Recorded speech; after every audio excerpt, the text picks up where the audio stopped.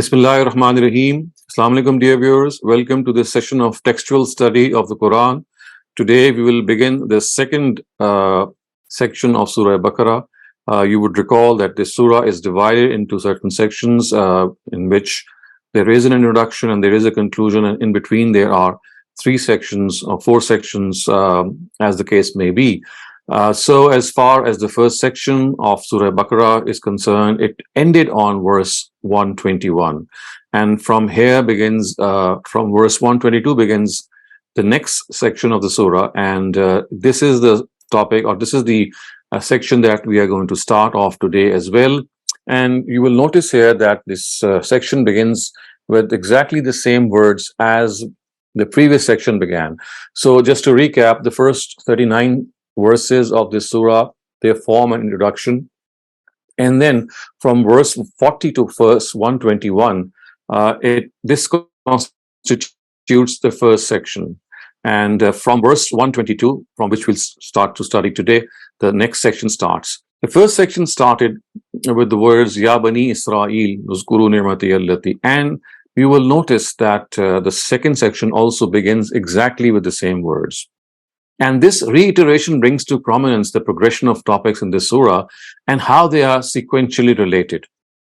So these subsequent verses, we can say, are not connected to the previous paragraph. They are rather connected to the whole of the previous section.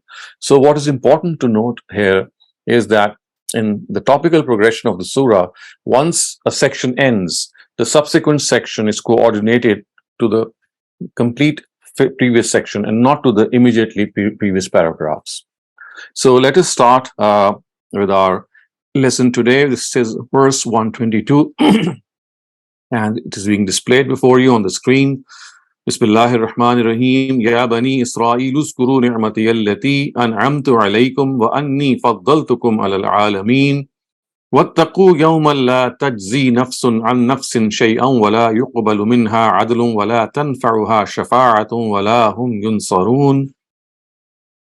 O Israelites, recall the favor I had bestowed upon you, and recall that I had exalted you above the people of the world, and fear the day on which no soul shall be of benefit to another, and no compensation shall be accepted from it, neither any intercession shall avail it, nor shall people be helped in any way.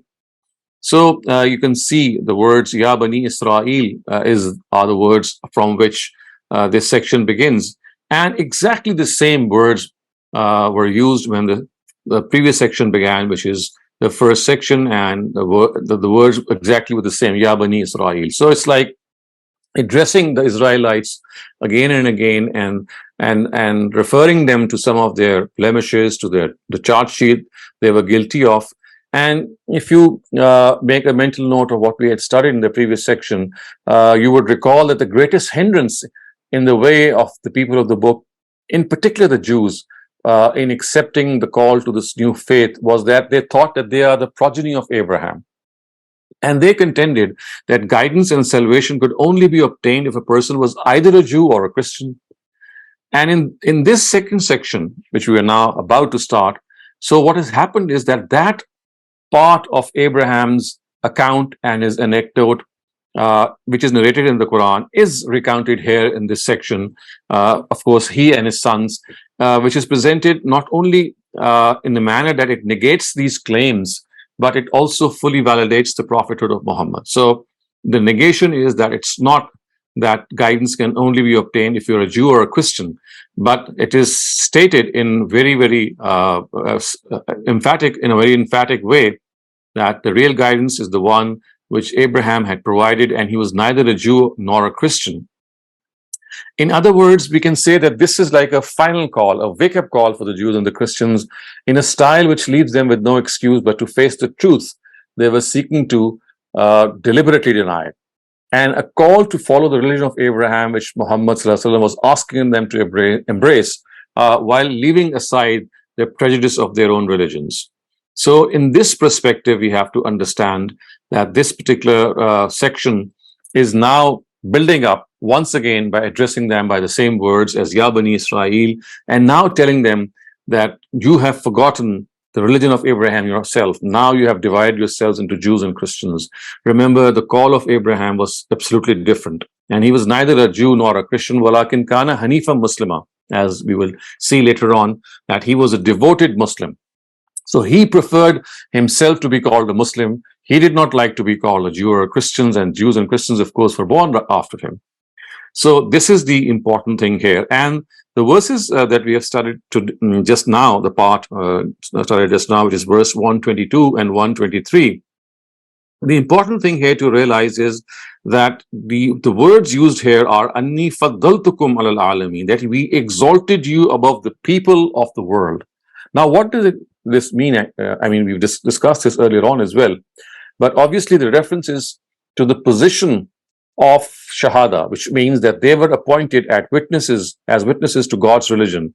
And it was their responsibility that they will convey this religion the way it has been revealed to them to other nations of the world. So this issue of being chosen in the eyes of God, the Israelites being chosen in the eyes of God, is obviously not that they are favorable in certain respects to the Almighty, but because of the fact that they are chosen for a certain responsibility. So this choice or this exaltedness does not refer to any superiority that they could boast about. It basically refers to that principle in which they are given this position of Shahada, of being witnesses to the truth. They are now appointed as a progeny of Abraham, as one section of Abraham's progeny, which belonged to Isaac, of course, that now they will be entrusted with this responsibility. But time and again, they flouted this responsibility. Time and again, they did not fulfill its requisites. And not only did they not fulfill its requisites, they actually deviated from the right path. And on various occasions, they indulged in innovations. They indulged even in polytheism. We already have studied the incident in which they had started to worship the calf. So this is something that they had already done. And the important thing, which once again is related to them, is that they should fear the day when there will be no intercession.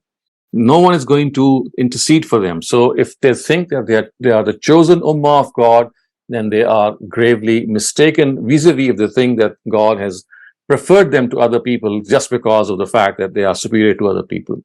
So immediately after this verse in which it is said that you are exalted, it is said that remember, this choice is on the basis of responsibility. And once the day of judgment comes, there shall be no one who is going to intercede for them. There shall be no friendship there, nothing at all, and they will not be helped. The only thing that will take them forward are their deeds. So time and again, they are being reminded of this fact. And time and again, in spite of being reminded, they continued to forget this responsibility. And not only did they forget it, but they deviated far, far away. So the next part, or the next verse actually now builds upon these initial verses in which it is said that remember what you did when you said that unless you're a Jew or a Christian, you cannot succeed. So now that part of Abraham's anecdote or his account is being narrated, in which his whole story, the way he was given this responsibility, the way he himself passed through severe trials, and he succeeded in those trials. And as a result, the Almighty actually gave him this exalted status, as we shall see now. So the verse says, وَإِذِ ابْتَلَىٰ إِبْرَاهِيمَ رَبُّهُ بِكَلِمَاتٍ فَأَتَمَّهُنَّ قَالَ إِنِّي جَاعِلُكَ لِلنَّاسِ إِمَامًا قَالَ وَمِنْ ذُرِّيَّتِي قَالَ لَا يَنَالُ أَحْدِ الظَّالِمِينَ. And recall when Abraham was put to trial by his Lord in a few things, and he fulfilled them. He said, I have decided to appoint you the leader of mankind. And what of my descendants? Asked Abraham. He replied, this covenant of mine does not apply to the unjust among them. So now the important part is that the Almighty, we know from the Qur'an, we know from the Bible how he was tested in various phases of his life, and two very prominent tests which we can just recall and see how important they were in his life and how severe they were as trials, and he passed those trials in shining colors. So, of course, the first of them was when he was thrown into the fire as a result of the fact that he had preached to his father, who was the patriarch in Iraq in those times, in Ur. And he actually, yes, he was very, very severe on those idols. He broke all the idols except the bigger one, and he actually placed his axe on that idol. And in order to make them realize that these idols have no defense, they just cannot even defend themselves, he went to that whole motion in which he thought that his people would realize. But instead of realizing, they actually ordered that he be punished by being burnt in the fire. And we know from the Quran that he was thrown into the fire, but the fire could not burn him. And the Almighty ordered the fire to become peace, and it should not harm him in any way. So this was a very severe trial that he faced. He first faced persecution. He faced the wrath of his own father. And of course, something that he always wanted to preach to his father was this religion of monotheism. And this monotheism was like a revolution in those times. Simply, it could not have been imagined that there is just one God. And he had to bear the brunt of this preaching. And he passed this test in flying colors. When he chose to be thrown in the fire, he did not resist in any way. And how the Almighty helped him, we know from the Quran. The second important trial, and perhaps the greatest of all trials, and if you ask me, I still shudder when I read about that trial every time I read about it in the Quran, which is where it is mentioned in Surah Safat. And that trial was to put his son to slaughter his son. Of course, that trial was not meant in any way in the literal sense, as he himself interpreted. It was shown to him in a vision, in a dream, and the purpose was that he was being told by the Almighty that he should dedicate his son Ishmael to the cause of his house, the house of God, so that he could be the attendant of that house, and he should not be given any worldly chores or any worldly works. All he should do is dedicate himself for the service of the house of God. So this was what the dream meant that was shown to him. And we know from the Quran that it was not just shown once or twice, the way it is mentioned. It does seem that it was shown to him repeatedly, and he became absolutely sure that it was a command of the Almighty, and he actually set about to fulfill this command. And not only did he start to fulfill it in its literal sense, we know that his own son consented, and he said that when Abraham said, "Inni ara fil manami anni azbahuka fanzur maza tara," that I see myself slaughtering you, O my son, in my dream. So what do you say? And Ishmael answered, "If'al ma tu'mar, satajiduni insha'Allahu min as-sabirin." That whatever you are being bidden, go and do it, O father. You'll find me patient and forbearing. And for a 14-year-old, 15-year-old son, this was obviously an astounding answer. And it amazes all of us that how peacefully and calmly he said, "This God is, I am prepared to be put to death in this way and to slaughtered." As I said, this of course was a dream, and visions and dreams, they need to be interpreted. They are not to be taken literally. But when he took it literally, we know from the Quran that he was actually told that "Qad saddaqta roya," "O Abraham, you have made this dream come true. It was not meant to be followed the way we had shown it to you." But then the Quran also said, "Inna haza lahuwal bala'ul mubin," that this was a huge test for him. And because of the fact that he passed through this test in such a unblemished way, he did not even think twice, that the Almighty said, "Fafadaynahu bizibhin azim," and watarakna alayhi fil akhirin, that we ransomed Abraham. We ransomed his sacrifice, and instead of he sacrificing his son, he ended up sacrificing a ram.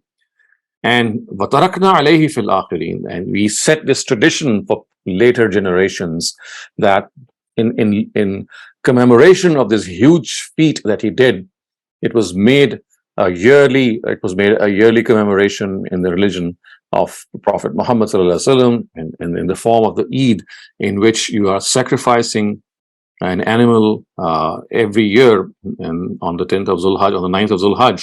And you know that in this case, that it is basically to commemorate what Abraham did in favor of his son. Excuse me. And this was a huge sacrifice that he did. And as I said, because he had interpreted this in the literal sense, we clearly know that how important it was that to have this son who was born to him when he was 100 years old. We know that Ishmael was born to Abraham, from the Bible, that he was 100 years old. He was firstborn son. And to have waited for so long for a son, and then to obey the command of the Almighty in the literal sense, really required a huge amount of courage that perhaps none of us can muster. So it was these trials in which he succeeded. And look what the Almighty said, Inni ja'iluka linnasi imama, that as a result of your passing these trials, I shall make you the leader of mankind. And when Abraham, out of his curiosity, asked it, should I be the only leader? What about my own descendants? What about my own progeny? So the Almighty replied that my promise, la yanalu ahdi zalimeen, that my promise does not go to those who are wrongdoers. Only the righteous among you shall have the same position. So we can say that this one promise actually contained, or it encapsulated, two promises within it at the same time. The first was that the progeny of Abraham would be blessed so much that through them their call would reach all of the nations of the world. And the second was that as a result of Abraham would become the leader and chief of all these nations. And I can tell you that the Bible actually refers to this. This we still have preserved in the Bible, and I'm just going to read out a part of the Bible before you so that you can see how in this regard it is. So it says that the angel of the Lord called to Abraham from heaven, and from heaven a second time, and said, I swear by myself, declares the Lord, that because you have done this and have not withheld your son, your only son, I will surely bless you and make your descendants as numerous as stars in the sky and as the sand on the seashore. As the sand on the seashore, your descendants will take possession of the cities of their enemies. Your descendants will take possession of the cities of their enemies, and through your offspring, all nations on earth will be blessed because you have obeyed me. And the reference is to Genesis, the book of Genesis, which is the first book of the Old Testament, chapter number 22, verses 15 to 18. And you can clearly see this important sentence which says that you have not withheld your son, your only son. And just as something that you should also note here, that we know that in the Old Testament, we don't find the name of Ishmael as the person or as the son who was offered for sacrifice. Instead, it is Isaac that we find in the Old Testament. And we have seen a lot of polemics on this topic, but one of the most decisive things that you can see today is some of the researches that have been put forth by Ustaz Hamiduddin Farahi, and you'll find it in his book, which is called Ar-Rayu Sahih fi Man Huwa Zabi, which means the correct opinion regarding the son who was presented for slaughter or sacrifice. This has been translated into Urdu and English. The book is actually in Arabic. And Ustaz Farahi has actually said that although the name of Ishmael is no longer there in the text of the Old Testament, but they are so important. I mean, there are so many benchmarks and so important, you can say, hints within the text of the Bible and the Old Testament that you just cannot escape saying that, well, this interpolation is something that they tried, but they did not succeed in it. And one of the things that Ustaz Hamiduddin Farahi has pointed out is right here where I just said to you that the words of the Old Testament are, even today, if you open the Old Testament on this chapter of Genesis, chapter 15, it says that you have not withheld your son, your only son. So this chapter is chapter 22 and verses 15 to 18. And the only son could have only been spoken if Ishmael was the only son who was there and Isaac was not there. So because we also know that the scholars of the Old Testament, they do accede to the fact that the only son could have only been spoken of Ishmael because Isaac was not born at that time. So it could not have been, the word only son could not have been spoken here. And this is a clear evidence to the fact that the son who was presented for sacrifice was Ishmael and could not have been Isaac. So Ustaz Amin Farai has shown this, that when the word only son is used, it could not have been spoken about Isaac. And therefore, the interpolation that has been done in the name, obviously, if you open up the Old Testament today, you'll find the word Ishmael being replaced by Isaac. But the word only son and some other aspects also, which you can see in his own book, they clearly point to the fact that Isaac could not have been the person implied, because when Isaac was born, we know that Ishmael was already born. He was about 15 years older than Isaac, and this is what the Bible also says. So, if Isaac was the son who was presented as sacrifice, then this aspect of the Old Testament could not have been. It does not collocate when you say your only son, because Ishmael was already there and Isaac was born after him, something which is acknowledged by them as well. So it was in lieu of this huge sacrifice and this huge test, when he passed this test, that the Almighty said that now you have been made the leader of mankind, which means that now the progeny of Abraham, if it also follows suit, which means that it also follows the path of their forefather, their own father Abraham, then they also shall attain this position of the leadership of mankind. And therefore, we know that in the first era, this responsibility after Abraham passed on through his first descendants, and they are called the Israelites, because they are the son of the prophet Jacob, and Jacob is called Israel in the Old Testament.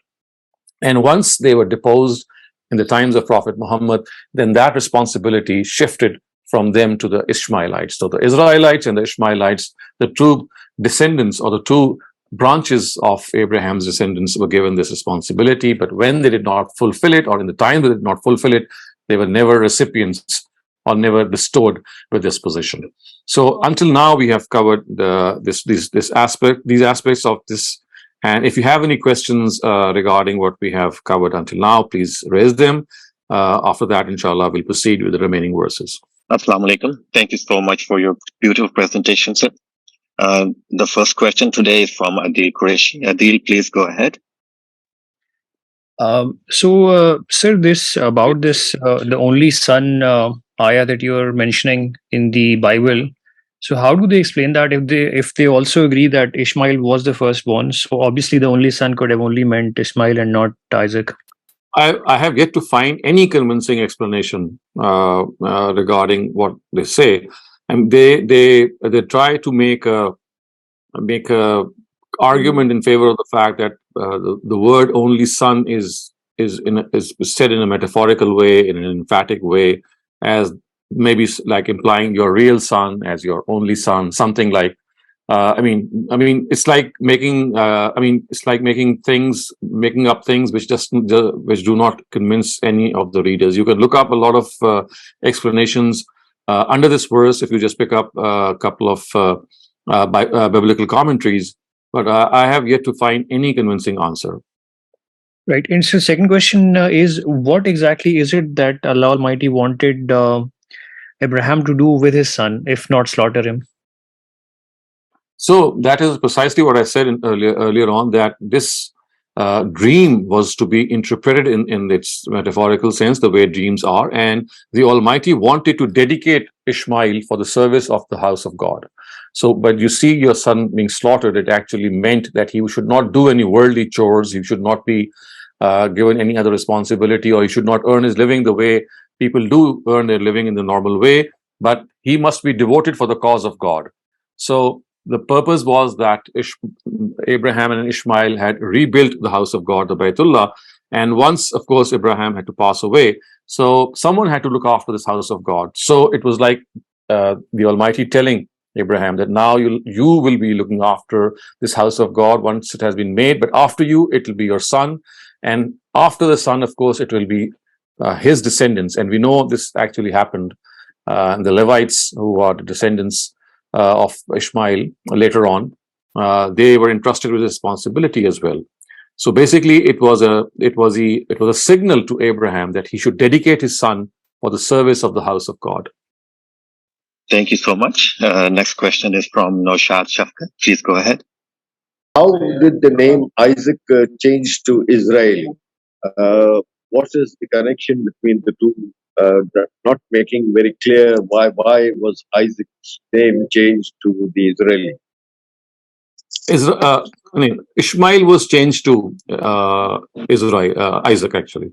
So the thing is that the Jews, the basic qualm that they had against the last prophet, or the fact that he would come from the progeny of their cousins, was the motive behind it, and they did not want any connection of Abraham with Arabia. So they said that they wanted Abraham and Isaac to be connected, and of course, then we know that Isaac was never present in Arabia. He was in Palestine. He was in Canaan, the land of Canaan, and when Abraham had migrated, he had both his wives and both his sons, and we know that he settled Ishmael in the land of Arabia, and he went over and he settled Isaac and his mother Sarah in the land of Palestine or Canaan. He came back and he settled with Hagar, his wife Hajra, Hagar, and with his son Ishmael. And he would then go back and forth between both these areas. So he would travel between Canaan and between Arabia, but he would settle or stay more with Ishmael. This is the history which the Quran tells us. But because the Jews never wanted Abraham to have any connection with Ishmael, so they wanted to sever all his relation with Abraham, and this was best done by them, in their own opinion, if they just blot out his name. And not only did they blot out his name and replaced his name by Ishmael's name by Isaac, they also shifted a lot of the territories, the names of those territories in Palestine. So, for example, Marwa is the place where Ishmael was laid down for sacrifice. So they changed this place into Moriah, into Madia, and they changed the name of this place, and they said, well, this is not found in Arabia, and this is a place in Palestine or in Canaan, and it was here that Isaac was actually laid down for sacrifice. So their basic purpose was that the prediction which was made by Abraham, that there will be a last prophet or a last person to come and a last prophet to come who would take over the duty of being the last messenger of God, would be from among the descendants of Isaac and not from Ishmael. So this was their motive, and for this they actually distorted many portions of the Bible. That the name Israeli, why are they called Israelis? Ya Bani Israel. This is because Israel was the name of Jacob. Jacob, who was the son of Isaac. So you see, Abraham had sons of Isaac and Ishmael. So Isaac's son was Jacob, and Jacob's a second name of Jacob was Israel. And Israel means exactly the same in Hebrew as the word Abdullah. So Israel means the servant of God. So Il is God, Isra is servant. So just as we say Abdullah in Arabic, it has exactly the same meaning. So the name of Jacob was Israel. So that is why, because they are descendants of Jacob, that they are called the Bani Israel. Was it a pseudonym for Isaac? It was a laqab. We call it a laqab in Arabic, which is something slightly different. Thank you. Thank you very much. Thank you so much. Next question is from Rafia Khaja. Please go ahead. Assalamu alaikum, Dr. Shehzad. First of all, please excuse my ignorance, but I just wanted to understand, when normally somebody has a dream, you're not expected to go ahead and act on it. But is it different for the prophets? Because this dream that Prophet Ibrahim had was to sacrifice his son, and he actually was going to carry it out. And my second question is, did Prophet Ibrahim have two wives, or was one of them his slave girl, which I had heard about, but he married her? If you could answer these two, please. So let me answer your second question first. As far as his wives are concerned, yes, both were his wives, and it is incorrect to believe that Hagar was her slave lady I mean, whatever her status was earlier on, I mean, you could debate about that, but what we can be sure of is that both Sarah and Hagar, Sarah and Hajra, both were ultimately they were wives of Abraham, and Sarah bore him Isaac, and Hajra or Hagar, as she's called in the Bible, she bore him Ishmael. And I've now forgotten your first question. My first question is that when normally we people dream, sometimes it's Yeah. so Okay. clear. So you see, but for we the don't prophets of act God, on it. I do understand. So the prophets of God, they are shown these visions and dreams as a purpose to teach them. So this is something which is well known to them. We see the visions of, for example, the prophet Joseph or Yusuf being mentioned in the Quran with 12 stars and the sun and the moon prostrating before him. So you see, when you see that the sun and the moon and the stars are prostrating before you, it has to have some significance. I mean, you just cannot say this literally, that the sun and the stars are, I mean, they are actually prostrating. So it carried a symbolism, and the symbolism was that his father and mother and his 11 brothers would one day come and submit to his authority. So that was the symbolism shown in that dream. And similarly, you find other dreams as well cited in the Quran, even in Surah Yusuf, a couple of them, and all of them were interpreted by Yusuf himself or Joseph himself. So you see, every dream which is shown to prophets of God, or I would say most of the dreams, they themselves know that they are being taught something, they are being taught by God in some fashion or the other. And like the fact that you just cannot literally think that the stars and the sun and the moon are going to prostrate before you and they're going to bend down before you, because this is virtually not possible. In a very similar way, when it was shown to Abraham that he was slaughtering his son, the interpretation of this, because we find this interpretation in ancient scriptures also, was that basically it is like severing his ties from all worldly affairs and dedicating himself for the cause of God. So this was the meaning or the symbolism that was concealed in the dream. So now Abraham was faced with these two huge ordeals. One, to interpret it in its literal sense, which meant that he would now slaughter his son, and the other to interpret it in its symbolic way. And I mean, of course, we don't know what went on in his mind, but what we know from the result is that he chose this literal interpretation, and God had to correct him. And God said that I never wanted you to slaughter your son.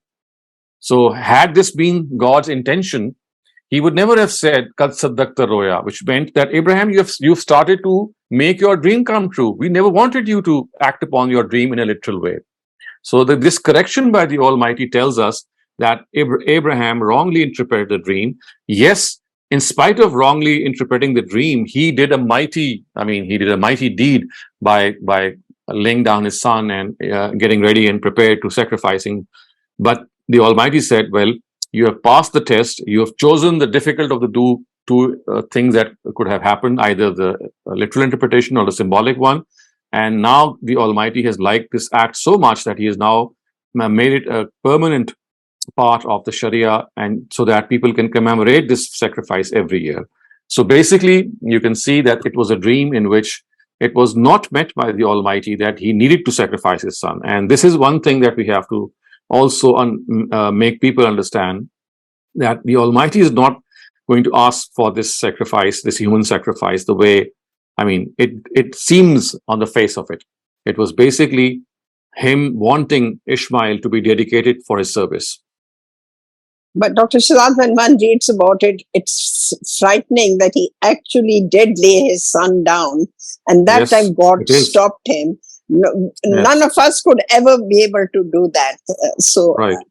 So that is what brings shudders and goosebumps to me when every time I read this anecdote in the Quran in Surah Safat, فَلَمَّا أَسْلَمَ وَتَلَّهُ لِلْجَبِينِ, when he laid him on his forehead and he just said, "Nadainahu ya Ibrahim," and then the Almighty called him and said that, "Ya Ibrahim, kad saddaqta roya." So if you read that whole incident, Surah Safat, it really makes you shudder, that how could a prophet of God, being blessed with a son at the age of 86 and his firstborn son, he waited for that son for quite a while, and at the behest of the Almighty, what he thought was an order from the Almighty. Yes, he did not interpret it correctly, but whatever he thought was the interpretation of the dream, he set forth in obeying it. And this the Almighty liked very much. He said, okay, although I never wanted you to sacrifice, but the fact that you were prepared to even sacrifice your son is something which is outstanding. And so that such is the outstanding nature of this act that you have done, that every year we find it part of our Sharia that on the greater Eid, the Eid al-Azha, we commemorate this huge sacrifice of Abraham by slaughtering animals. It's just amazing. Prophet Ibrahim's sacrifice and the way he did it. Thank you so much for explaining it. Thank you. Thank you very much. The next question is from Imran. Imran, please go ahead. Assalamu alaikum, Dr. Shehzad. Thank you very much for a wonderful explanation. I'm just referring back to the Bible verse where it says that the cities and all these places were promised to the descendants of Ibrahim, but then it says at the end, because you have obeyed me. Now, that basically means that if you follow me, you keep the covenant, you'll get everything. So my question then comes, of course, now the claim that many Jews and Israel has, that we were promised this land, but actually the whole land of Ibrahim, and it's in the Bible. That's number one. And number two, my question is, Muslims, when we conquered all the lands and went all the way to Turkey and many of the sacred lands, what impetus or what reasoning did we have? So thank you. So you see, these are historical, I would say, issues that need to be resolved in a practical sense. We know that the Crusades took place. We know that this land was in the possession of the Jews, and then later on in the possession of Muslims. So that is something which occurred in the post-prophetic era. So we are at the moment discussing the prophetic era, and that is what the Quran tells us. I mean, I can comment what happened later on. That would be my opinion, and I mean, anyone can have another opinion. But right. So it would be besides the point. But the real thing is that the Ishmaelites and the Israelites in the prophetic era, which means the era which is covered by the Quran and by the Torah or the Old Testament, it tells us that this responsibility was given to the Israelites first. But because of their repeated failure in this responsibility, as you have seen in the previous section of the surah, that how they did not follow the line which was shown to them by the Almighty, that they were ultimately deposed. So remember, it was like Abraham lived around 2000 BC, and Prophet Muhammad came in 575, or let's say 600. So it's like 2500 years of, even before Prophet Muhammad came, we know that Jesus was the last of the Israelite prophets. So for 2000 years, it's like 2000 years, prophets kept on coming amongst the Israelites, and they kept on reminding them of this position of being chosen and the land of Israel being given to them for this very purpose, so that they could create a center of monotheism and then communicate this monotheism to the rest of the world. And this went on and on. Not only did they not follow this responsibility in most parts of those 2000 years, they were also guilty of killing the prophets. So they killed Joseph, they killed John, they killed Zachariah, and we have some other prophets as well. And not only that, we know from the Quran that they harassed Moses. La takunu kallazina azaw Musa, which is what the Quran says, that they harassed Moses in an ultimate way. So this was a whole period of history in which they were given this responsibility, but when it became clear that they are no longer in a position after repeated repentances to go along with it, that they were permanently deposed. So this whole debate of the Jews and claiming the land of Israel is a non-issue now. It related to the prophetic era, and as far as that prophetic era was concerned, the land of there were two lands chosen for this purpose. So as long as the Israelites were in power, or they were given this responsibility, the land of Canaan or the land of Palestine had that status. But once the responsibility was shifted to Prophet Muhammad, now the land of Arabia has that status. So therefore, that original claim is now no longer valid. And today, whatever has happened, maybe after the Crusades, maybe, or even today as it has been going on, now that should be dealt with in a separate way as a political issue. So what we are dealing here with is that religious issue, and that specifically relates to the prophetic era. I see. No, thank you for clarification. I was just wondering if this is the verse they use from the Bible, or is there anywhere else in Bible where they've been promised the land? There are a number of verses that they use, and they say that the greater empire of King David. This is what they say. That the current Jews say. You can just search this phrase, and you'll find out the references from the Old Testament that they use. They say that it is now their responsibility that the temple is going to be built the third time. We know that the temple has been destroyed twice in the past. First by the Nebuchadnezzar, the Assyrians, and the Babylonians, and then in the second phase by the Romans, by Titus. So it was destroyed twice. Now they think that the Messiah is going to come, the promised Messiah, because they did not accept Jesus as the Messiah. They think that the Messiah is now going to come, and he's going to build a temple for the third time. And then the great empire of King David is going to be established. So this is the narrative that they stand on today. But as I said, you'll see that this greater empire of Saint David is actually encapsulated in this prediction that Messiah, that the promised Messiah is going to come, and he's going to build that third temple. Whereas we know that, the Messiah, whoever he was, for the Christians, he had already arrived. For the Muslims, they think that the Messiah is going to be, for example, the return of Jesus, or he's going to come again. So that's another narrative, or the post-prophetic narrative that has come into being. But just to put things in perspective, I would just let you know that this is how they view that the third temple, or the temple that is to be built for the third time, is in the reckoning now. That is something that they are awaiting, and they think that there is a Messiah who's going to come and build that temple for them for the third time. Thank you very much. Jazakumullah khairan. Thank you. And next question is from Sattar Ahmed. Sattar, please go ahead. Assalamu alaikum, Dr. Saleem. Wa alaikum assalam. Yeah, so just a quick comment/question on the whole Israel name thing, because I've actually taken a course on world religions, and what I've studied is that the name Israel, like Jacob got that name because he wrestled with some heavenly being, and he ended up winning after doing a lot of struggling. So the name Israel, according to the Jewish tradition, it means the one who struggles, matlab jiddo-jahad karne wala. So just wondering, where your source. That's a different root. So the word Jacob, which is Yaqub, that actually means the person who struggled or wrestled with God, because it is said that, yes, Israel is an entirely different thing. You see, he had two names, Jacob and Israel. The word Yaqub actually means a person who struggles or who wrestles with God, I would say. So that is another, that's a different etymology.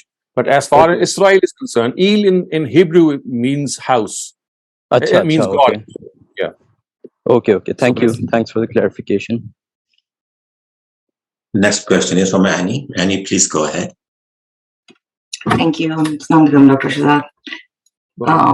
So my question here is that, Abraham loved both his sons, so whether he sacrificed Isaac or he sacrificed Ismail, either decision would have been hard, and either sacrifice would have been just as noble. And also, when you look at the Quran, wherever Ismail is relevant because of, the place where Quran was revealed, the Quran mentions Ismail. And the Quran doesn't mention which son was sacrificed, which, you could take as an omission, or you could take it as meaning that it wasn't relevant, which son was sacrificed.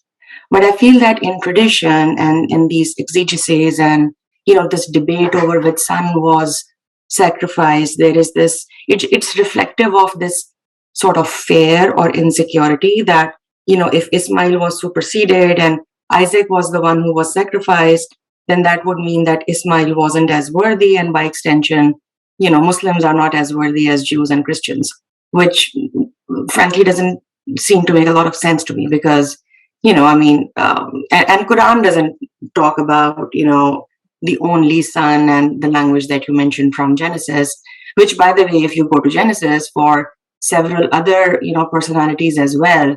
The only son, quote unquote, is mentioned, where we know that they weren't the only sons. So my point is, this whole debate seems kind of irrelevant. The Quran doesn't mention one son versus the other, perhaps because that is the wisdom. It didn't matter or shouldn't matter.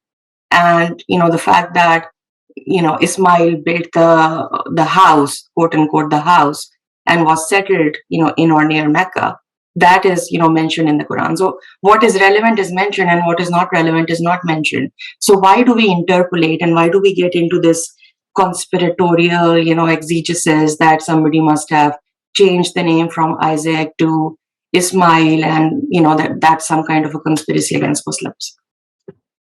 So first of all, let me point this out, that it is explicitly mentioned that Ishmael, was a son who was slaughtered by the Quran, although not by name. But if you read Surah Safat, it tells us near the end of the slaughter incident that as a result of this slaughter, فَبَشَّرْنَاهُ بِإِسْحَاقَ, we gave you glad tidings of Isaac.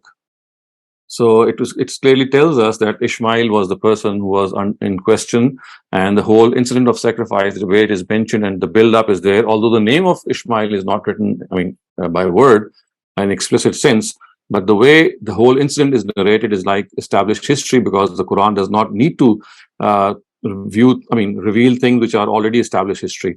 So, even though that is not the case, as I said, that the word فَبَشَّرْنَاهُ بِإِسْحَاقَ near the end of that incident tells us that as a reward for this sacrifice that you did, O Abraham, we now give you the glad tidings of another son. So, for one thing, it is important to note that the Quran does tell us that it was Ishmael who was sacrificed. And for the other important thing is that if you read the Old Testament, then you will realize the gravity of the fact that why is it important that it is stressed that Ishmael was the person who was presented as sacrifice, because, as I said, a very vast area of the Old Testament, which has been interpolated. As I often say, that a very large part is not interpolated, but the two areas in which this interpolation has become very prominent, one is the name of Isaac being inserted in place of Ishmael, and the other, the predictions of the arrival of the last prophet. Both have been tampered with. And if you read the Old Testament, you'll find, and Bible history also, and Jewish history, you'll realize why it is so important that this connection of Ishmael remains intact. Because every place which is related to Ishmael, and every prediction which is related to the last prophet being coming in the progeny of Ishmael, has been severed from Ishmael and transferred to Isaac. And the Quran has, the basic case which has been built against the Jews is that they could not accept it from the heart, that why should a last prophet come from their cousins or the other branch of Abraham's progeny. So the Quran has pointed this out in a number of instances. Even the last section that we studied tells us it was hasadan min indi anfusihim. It was because of this jealousy that they could not accept that a prophet should come from the other branch of Abraham's progeny. So the basic case which the Quran builds against the Israelites is that they deliberately made this change so that the new prophet could be shown to have being from the descendants, or he should have been shown someone to be from the progeny of Isaac. And this was essential because, remember, these were the people who had made this interpolation. But after them, there were a number of righteous people amongst the Jews, obviously, amongst the Israelites, who perhaps wanted to know the truth. So the Quran had to set right this record so that all those seekers of the truth from among the Israelites who wanted to know the truth and who wanted to believe in the last prophet should have an idea that what exactly history was. And the Quran also refers to this fact, Surah Al Imran, to be precise, and Surah Maryam, as we'll be studying later on, inshallah. It tells us that because of these righteous among the people of the book, they existed, and they knew this correction from the Quran was correct, that they accepted faith and they did not side with those with the Jews who conspired against the Prophet. So you see, it's like setting right history, and at the same time providing the later Israelites, or people who even exist today from the Banu Ibrahim, for example, to tell them that, well, today, if you'd like to know what exactly had happened, this is how you can proceed. So that is why it is so important that this part of history has to be viewed in the way the Quran has presented it, and at the same time, how the Torah or the Old Testament has been interpolated in this respect. But if that's the case, why would Quran stay silent as to the name of the son who was As I sacrificed in said, that I mean, verse? it is so obvious. I mean, what else can you interpret that verse? If you pick out, if you just read that part of Surah Safat once again, I mean, if I recall, it starts off "Falamma aslama wa tallahu al-jabin." Then it narrates the whole incident of Abraham, of the son who was sacrificed. The name is not given, and as soon as this has happened, as soon as the sacrifice incident happened, and the Quran said it says the words are that the inna haza lahu al-bala'ul mubin wa fadaynahu bi zibin azim wa tarakna alayhim fil akhirin salamun ala Ibrahim kazalika nadzil muhsinin. So this is the incident where it ends in Surah Fat, and the immediate next verse is fabashsharnahu bi ishaq. As a result of this sacrifice that he did, we now gave him glad tidings of another son who was Isaac. What can be more clear than the fact than the first part could have only referred to Ishmael, when the next verse is telling us that, well, as a result of this sacrifice, you are now being promised another son in the name of whose name would be Isaac. So I think this is just a question of reflecting on those verses. It is so apparent that the name did not even be required to be set in there, because the very next verses clarify that it could not have been Isaac, because his arrival was being predicted after this sacrifice incident had been made. Okay, thank you. Thank you very much, sir. Next question is from Bash Kamar. Please go ahead. Assalamu alaikum. My question is, as you were talking about the Old Testaments and relating it somehow to the teachings of Quran, as we believe that all the Old Testaments or whatever the books before Quran are distorted. So if we believe so, I have two questions over here. First is that... Well, let me correct you. We don't believe so. You don't believe so? What we believe so is that, I mean, there are distortions, and these are there are areas of distortion, but it is not completely distorted. A very large part of the Old Testament and the New Testament presents the same teachings as what the final prophet presented, and the Quran has actually built its own whole case against the Israelites is as the fact that every prophet was given the same religion. It says that Wasabiha Ibrahim, I mean, Shara lakum min ad-dini, and starts off with narrating the words of Abraham, and it goes up right up to Muhammad and says, we gave the same religion to all the prophets of God. Yes, it became interpolated in some respects, and that is why the Quran was given at the end. But if you study the Old and the New Testaments, as we have been teaching these subjects in some of our other sessions, you'll see for yourself that this is a very weak claim on the part of many Muslim authorities that has been totally deformed or disfigured. What has actually happened is that we don't have the Old and the New Testament in their original languages.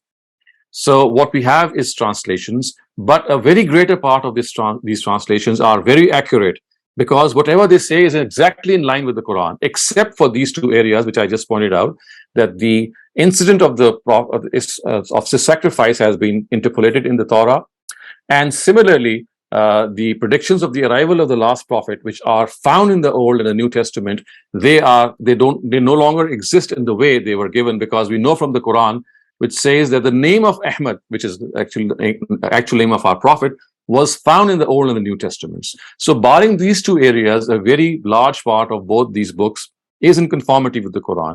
Now, one more thing that I'd like to clarify here is that there is a part of the Torah that we have today, which is actually biblical history, and is not part of the Torah. For example, the prophet Lot and the prophet, some of the other prophets, the way they are presented, like Solomon and David, in a very mean way, as if they were not even worthy individuals. So that's not part of the Torah per se. That's what we call is Bible history. So that part of interpolation we do have, in which biblical history has been appended to the Torah so that they have become one and amalgamated. So that is why we take exception to this fact. And because it seems to me that you might be new to this session, I would suggest to you that if you please study or read or listen to some of our lectures at the beginning of this session, in which one of the important areas of discussion was that how we view the previous scriptures. Yeah, but that was actually my concern, that is it to a third person, doesn't it look like that when we try to prove Quran and when we need, so then we get assistance from those old scriptures? So is it not that we are picking and choosing? Because once we call something contaminated, it's contaminated then. Then No, sir. how can we say that this serve our purpose, so we can use you this? see, when the Old rest we can say Testament, no.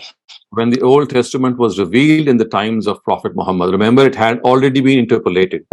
But still, look what the Prophet was said. He was said that fihe hudan wa nur, it contains light and guidance. And it says that people of the book should dispense their judgments in the light of the Old Testaments and the New Testament. So they were already interpolated. In spite of that, the Quran says that it has come in prediction as confirmation to these predictions. So yes, we will pick and choose, because we know that in some instances the interpolation is there, and on some of the other instances, which constitute a large part, there are no such interpolations. So why shouldn't we pick and choose? Because whatever is in conformity with the Quran has to be accepted. And remember, we also say this at a number of occasions in the Quran, that we will believe in all the previous scriptures. Now, what exactly does that mean? It actually means that we will believe what they say, whatever they say that is in conformity with the Quran. So the part of those scriptures which is exactly in conformity with the Quran, we will accept. And whatever is not in conformity with the Quran, we will not accept. Okay, so then the question comes that why those teachings or why those books were not saved by Allah, and why only the Quran was saved by Allah? The first question would be, that is a question that you need to ask the Almighty. But a more common sense answer was that in those, that was the prophetic era. And every time any interpolation was done or something was not preserved, the subsequent prophet could tell you whatever wrong or whatever was miscommunicated, because prophethood still existed. However, with the termination of the last prophet of God, with the institution of prophethood being terminated with Prophet Muhammad sallallahu alaihi wasallam, there had to be a book preserved, so that we know that there would be no further prophet who could correct any mistake in the scripture. So that is why it was preserved. In the case of the Old Testaments and the New Testaments, because the institution of prophethood still existed, and every subsequent prophet could correct any error in the previous scripture. So the Almighty tolerated that, and he said, okay, that doesn't matter, as long as the prophets are there, they'll correct it. But because with the arrival of the last prophet, this was no longer an option, so that is why it got preserved. So it means that Allah, to begin with, gave his message, but then he let the people decide to alter it or not, until he wait for Muhammad, and they say, now from here onward, I will not let it happen. That is not correct. I just explained it to you that he never said that people should alter it. People did it, and the Almighty did not check it, simply because he knew that there would be a prophet coming right after this instance who would correct that person's mistake, or tell them that, well, it is here that you have made these mistakes. But because in the times of Prophet Muhammad, this was not an option, because he was to be the last prophet. So therefore, this option was not exercised. Thank you very much, ladies and gentlemen. Beautiful questions and excellent answers, sir. We're out of questions now. Up to you. Okay.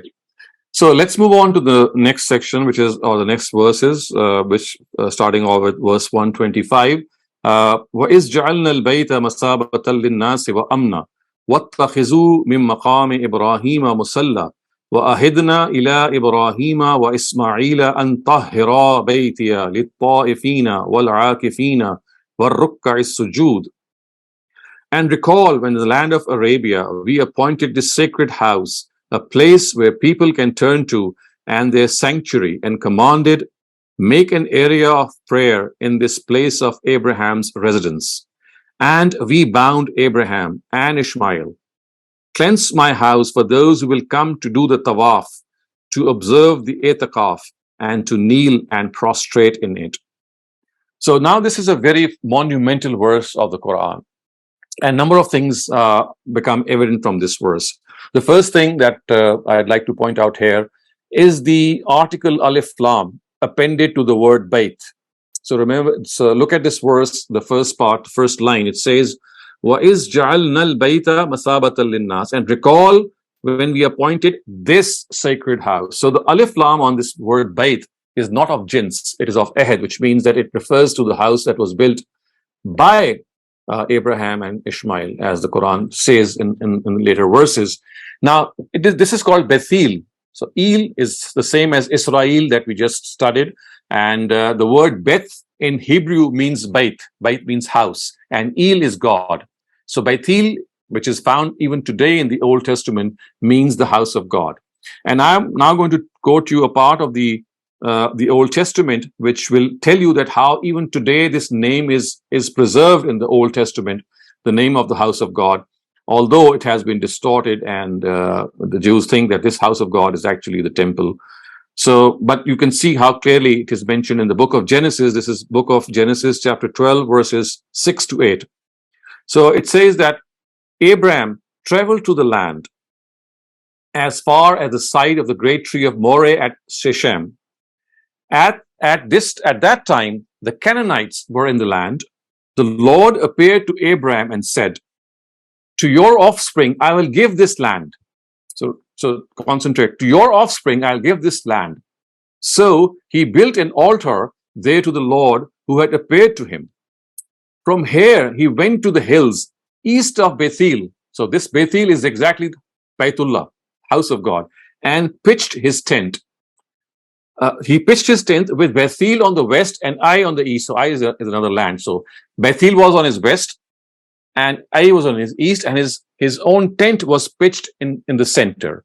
There he built an altar to the Lord and called on the name of the Lord. And if you look at the Arabic Bibles today, and if you look at some of the other expressions that still exist in the Bible today, that this expression that you can see, he called on the name of the Lord, is actually signifying the namaz of the prayer. So to call on the name of the Lord is like Fazkur isma rabbika, and remember the name of the Lord. As you can see, this expression occurs copiously in the Quran. So exactly, you'll find the same expression occurring in the Old Testament, to call upon your Lord, meaning to actually remember his name, which in other words, we also know from the Quran that it actually refers to the prayer, the prayer itself. And then this important term that you might see here is وَاتَّخِذُوا مِن مَقَامِ إِبْرَاهِيمَ مُصَلَّى. Maqam Ibrahim, what does that mean? So Maqam Ibrahim basically refers to the city of Mecca. And it is said وَاتَّخِذُوا مِن مَقَامِ إِبْرَاهِيمَ مُصَلَّى, that you should appoint a place where people can turn to for their prayer in this sacred city. And this was a promise that was taken from Abraham and Ishmael, that they would cleanse this house. Now, what exactly does the word cleanse refer to? I mean, it is not that they're going to clean the house, of course. I mean, they're not meant to cleanse it hygienically. The word cleansing here, "An tahira baytiya lit-taifina," actually means that they should remain it and should make it absolutely pure of any spiritual filth in the form of idols, in the form of other deities being worshipped. So Abraham is being told, and Ishmael is being told, that this is a place that they should specialize, they should dedicate themselves. An tahira baytiya. God is saying that you cleanse my house. Of course, at that time, there were no idols. There was no spiritual filth at that time. But the Almighty knew that this is in an area where human beings are bound to err. So it was a directive which was given right at the start when this house was built, that keep it clean from any idols, keep it clean from any filth in the form of these idols. And tahira baytiya lit-taifina wal-aakifina wa rukka sujud, people who come to do its tawaf, and people, of course, who come to it to do the itikaf in it, and who are people that they should actually do ruku and sujood in it. So we can see that Abraham, I mean, if you look at the history, which I've already told you earlier on, that Abraham had left the mother of Isaac in Canaan, and he himself had settled in the desert of Beersheba. So Beersheba is actually the 7 wells with Ishmael and his mother. And this was not populated. I mean, he dug 7 wells there. And this Beersheba is actually Beersaba. Saba in Arabic means 7. So Beersaba is this place of 7 wells, in which these wells were dug so that water could be, it could be fed with water, because, of course, he was settling his progeny there. And we know that it was on the hill of Marwa. I've already pointed this out, that this was on Marwa that he had laid down Ishmael for his sacrifice. And from here, he actually had gone back to the Beersheba, which are the 7 wells. and he selected for his own self a place which was near the house of God. So as you can see, on one side he had A, and the other side he had the house of God, and his tent was pitched right in the center. And he had settled himself at a place so that he could frequent between the Canaan, the area of Canaan where Isaac was, and Ishmael where his own son was. So he went back and forth. Now, as far as this verse is concerned, I mean, just something that you'd like to know a little more is that the tawaf are basically the rounds of vow. They are made around the place of worship as a symbolic expression of dedicating one's life to God. So, like the Quran tells us that the tawaf is basically Salatul Bayt. Salatul Bayt means the prayer of the house of God. So the tawaf is actually called the prayer of the house of God. Actually, when you're circumambulating those 7 rounds, you are actually, it's like praying to the house of God. And they begin, as you all know, with the istilam of the Hijr Aswad, which is a symbolic expression of making a covenant of God. So therefore, if you're not able to touch it, you can just point your finger or your stick towards it. It's like renewing your own commitment to the Almighty in this regard. So as far as these rituals are concerned, you can clearly see, viewers, from this verse that these rituals began way before Prophet Muhammad. It's not that he introduced the ritual of Hajj. It was, of course, Prophet Abraham when the house was built, and tawaf and i'tiqaf, similarly ruku and sujood in this house was something which was constituted and instituted by Abraham himself, and he is the progenitor in this regard. Okay, now let's move on to the next verse. وَإِذْ قَالَ إِبْرَاهِيمُ رَبِّ اجْعَلْ هَذَا الْبَلَدَ آمِنًا وَارْزُقْ أَهْلَهُ مِنَ الثَّمَرَاتِ مَنْ آمَنَ مِنْهُمْ بِاللَّهِ وَالْيَوْمِ الْآخِرِ قَالَ وَمَنْ كَفَرَ فَأُمَتِّعُهُ قَلِيلًا ثُمَّ أَضْطَرُّهُ إِلَى عَذَابِ النَّارِ وَبِئْسَ الْمَصِيرُ. And recall when Abraham prayed, Lord, make this city a secure one, and bestow on those of them who believe in God and in the last day the livelihood of produce. God said, and as for those who are rejectors, I shall let them also benefit from these things a while, then shall summon them to the scourge of the fire, and it is a very evil abode. Okay, so we also know that this was a city that Abraham prayed that God make it secure, it should be free of any strife, it should be a land of peace. And we also know this, viewers, from history that Arabs before the advent, Arabia before the end of Prophet Muhammad was a land which was strife-ridden. There were tribes who would fight for each other for hundreds of years on a very small thing, and this continued. And as if predicting that this would happen and this might happen, as a preemptive prayer, you can say that Abraham prayed that make this a land of peace. Haza baladan amina. Make it a land of peace. Warzuq ahlahu min ath-thamarat. Let me also tell you that the word summer in the Urdu language, it might mean fruit, but in the Arabic language, it doesn't confine itself in its meaning to the word fruit. It also refers to produce. The crops that you produce are also called summer in Arabic language. So that is why it has been translated as produce. So warzuq ahlahu min ath-thamarat is like that prayer of Abraham. He's beseeching the Almighty, he's asking the Almighty that, oh Lord, make this a prayer, this place a place of peace, and also make it rich in produce. We know that Mecca was a barren land. It was absolutely desolate. And that is why Abraham had dug those 7 wells, the Beersheba, the land of Beersheba. And so he had prayed that God make this a sustainable place so that people can live here. In the absence of water, no living being can survive here, and make it a place that not only has that water being fed to it, but also a place which can produce for people so that they can thrive there. And then it's not that just for the believers that this is to be there. The Almighty said that I will answer your prayer in the affirmative. It shall be provided to everyone, even people who do not believe in me. فَأُمَتِّرْهُ قَلِيلًا. To them I will still provide, but I will provide them for a while. But once they are through with this world, then aztarruhu ila azabin nar, then I shall summon them, I shall drag them ila azabin nar, towards the fire of hell, wa bi'sal masir, and it's a very, very vicious abode. So you see, this is how the prayer of Abraham was. I mean, he was continuing with this prayer. He wanted this place to be a place of peace and security, and to be a place where people could earn their livelihood, they could sustain themselves, and be in a position of prosperity.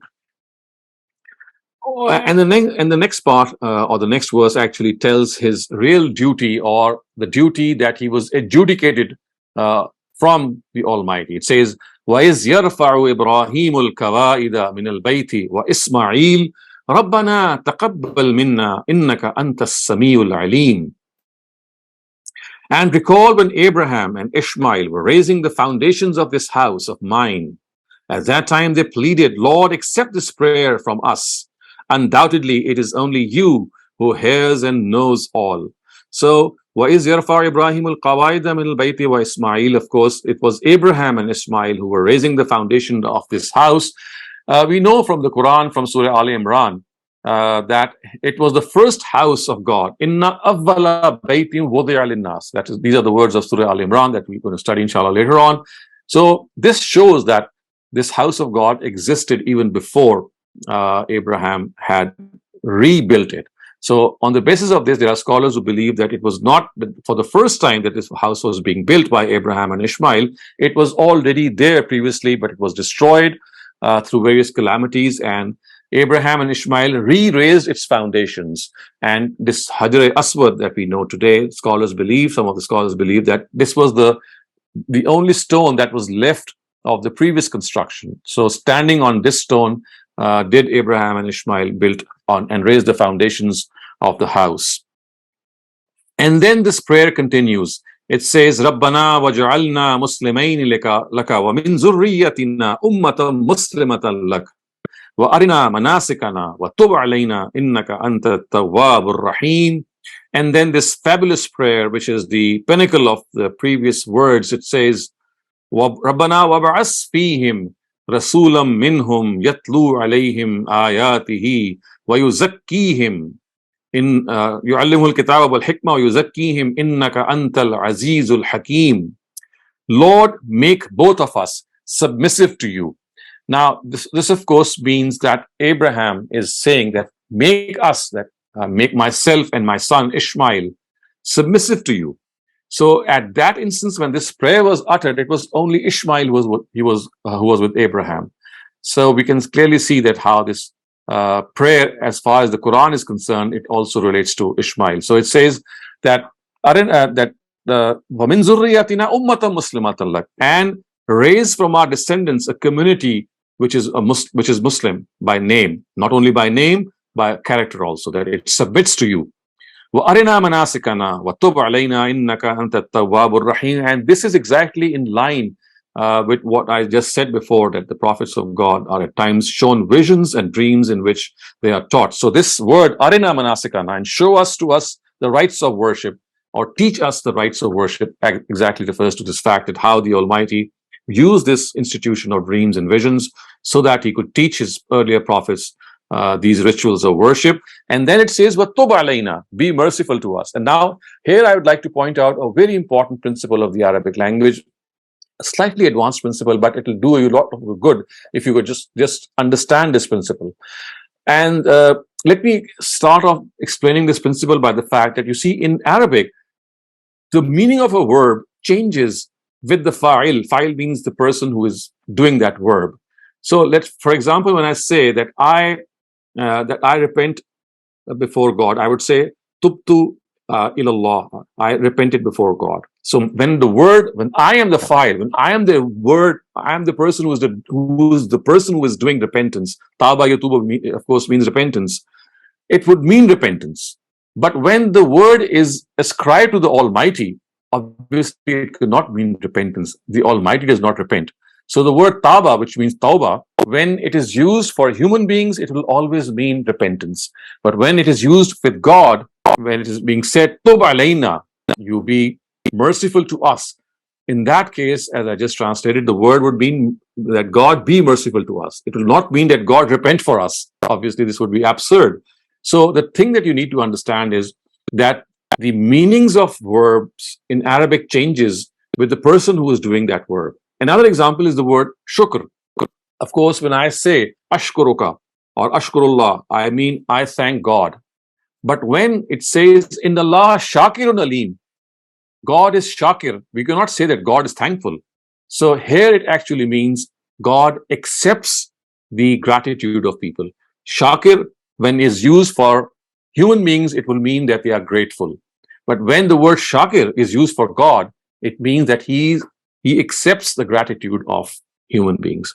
So you see at times how the change in the file or the person who is the doer or the subject of that verb changes. So just as here you can see the Tubalaina would not mean that you repent upon us. That would be absolutely a baseless meaning. It says, Tub alayna, be merciful to us, show favor to us, because innaka anta tawwabur rahim. So here is another example, tawwab. So the word tawwab, when related to human beings, means people who repent repeatedly. Tawwab is a person who repents repeatedly. But when the word tawwab is used for God, it cannot mean that he repents repeatedly. It means that he's a being who accepts repentance that is done before him. So just to make you this clear, that verbs at times and adjectives, when they are used with different combinations, they change their meaning, and this is something that you might make a mental note of. The second important thing that you can clearly see here is that it refers to the fact that as far as the prophet is concerned, his basic duty would be to communicate the verses of the Quran. And yatlu alayhim ayatihi is mean that he's going to recite to you these verses of the Quran, and through this recital he is going to communicate to you al-kitab and al-hikmah. So as has been shown in some of our other discussions, the word al-kitab refers to the sharia, and al-hikmah refers to the morals and to the philosophy of religion itself. So in essential, what we can see here is that the two very important components of religion are being outlined in this verse, as well as the objective of religion, which when it says وَيُزَكِّيهِمْ. So as far as al-hikmah and al-sharia is concerned, or al-hikmah and al-kitab is concerned, al-kitab refers to the divine laws of the sharia, and al-hikmah refers to morality and to faith. So this combined together becomes one, and you can say that the content of religion is basically invested in al-kitab and al-hikmah. And it is here where you can see وَيُزَكِّيهِمْ. Basically, the wow here is not meant for copulation or coordination. It is meant to explicate.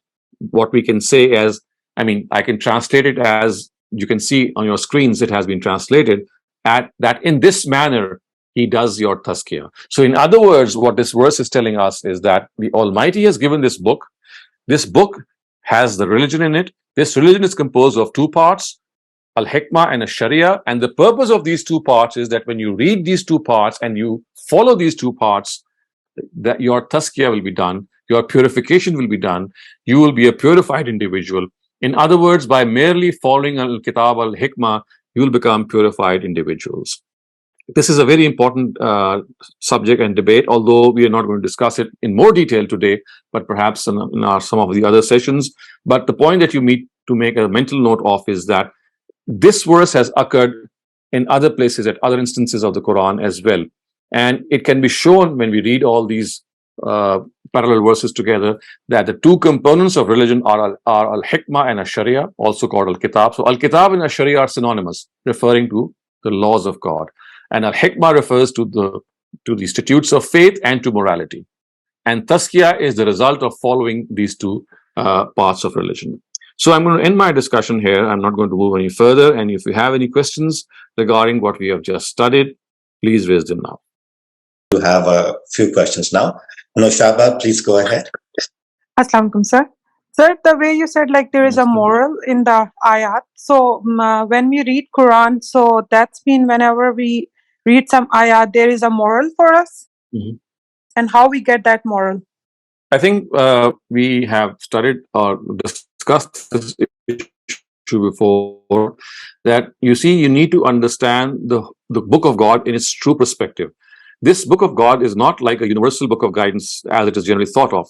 It is a book which is basically the saga of the last prophet of God's life, in which he communicated the truth to his opponents in such a way that they were left with no excuse to deny it. So basically, the Quran is depicting this last time in which this worldly judgment took place in the times of Prophet Muhammad, in which people who deliberately denied the truth were taken to task, and people who accepted faith were rewarded. So this is the topic of the Quran. Now, in between this topic, you will find verses which relate to us.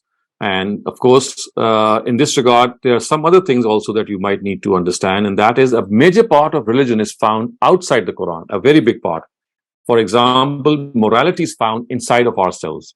So religion, which is, I mean, something, a better part of religion is to make us good individuals and good human beings. You'll find that ingrained in our own selves. So the Quran does not give you any new guidance regarding morality. All it does is it reminds you of that guidance that you already have inside.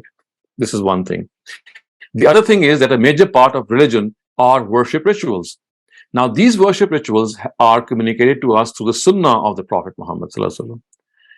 And I mean, the Quran does refer to them, but as I have made it clear a number of times, that these are merely references to something that was already there. So the prayer, the zakat, the hajj that we offer, the charity, animal sacrifice, all these rituals are already present before the Quran, and they are being transmitted to us through the Prophet's Sunnah.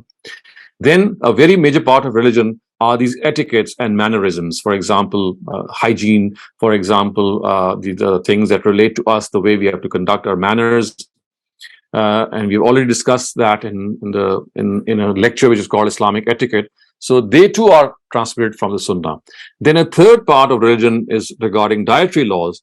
They also have been transmitted through the Sunnah. The Quran has only made certain corrections. So you can see that a very vast part of religion is either in our own selves, and the Quran reminds us of that part, or it is found outside the Quran in the form of the Sunnah of the Prophet Abraham, and also given sanction later on by Prophet Muhammad. If you have this background in mind, now when you come to the Quran, you'll realize that the Quran is basically depicting this exercise in which the last prophet of God, he was given this authority to create a miniature day of judgment on the face of this earth, so that people living in the post-prophetic era could realize that this is going to happen with them also. The only thing is that it is deferred to the day of judgment. So in between these and this whole saga in which this tale is narrated, we find directives of the Quran that relate to our Sharia as well, and that is why we are studying the Sharia separately in a separate course that I do conduct with you on Saturdays. So that is a very small part of the Quran. So if you have this perspective in mind, you'll place the Quran in its proper perspective, and you'll not be after deriving a lesson from every verse. I mean, you have to derive the lesson or the lessons in totality from the Quran, but it is not that you need to do it from every single verse separately, because as I said, on most occasions, these verses are so specific and they are so directed and pinpointed to the life of the Prophet and the way he conducted his ministry, that they cannot be extended beyond him. But yes, for example, when it talks about morality, it talks about faith, it talks about arguments in favor of God, it talks about arguments in favor of the hereafter, and reminds us of all these things, then yes, you can derive that from this. And similarly, in the part that we have studied today, for example, or in the last few weeks, we see how a whole nation or a whole community, the Israelites, were given this responsibility of conveying the truth to the rest of mankind, and how they did not succeed in this responsibility, and they were deposed from this position of responsibility, and it was given to the Ishmaelites. So you see, you need to have a broader picture of all that is happening, so that on this canvas you are able to exactly understand what you need to understand and draw as a lesson from the Quran. Thank you very much. Next question is from Naushad. Please go ahead.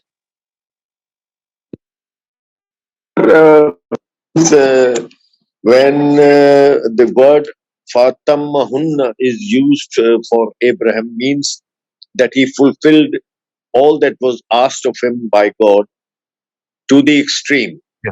Yes. And his nature very visible from this, that when he saw a dream or that he was sacrificing his wife, his son, his son. he literally carried it out almost.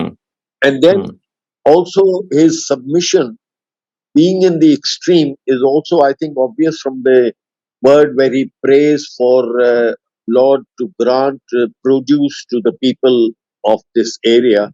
And then he says that of those who believe in you, because God had told him La yanalo ahadus zalimin.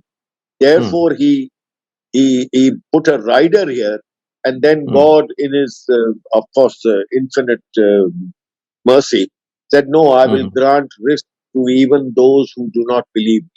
Am I correct Right. in understanding this? Yes, I mean partially. Yes, it actually emphasizes on how emphatically Abraham himself fulfilled the dream. I mean, how other people behave could be, I mean, another issue that we can take up. But for atammahunna means that he fulfilled them to the ultimate. I mean, he did not. I mean, he did it into such a perfect way, in such an ultimate way, that God was full of praise for him. Thank you very much, sir. And ladies and gentlemen, we are all done for today. Hopefully you will have a beautiful week and we'll see you next time. Okay, inshallah.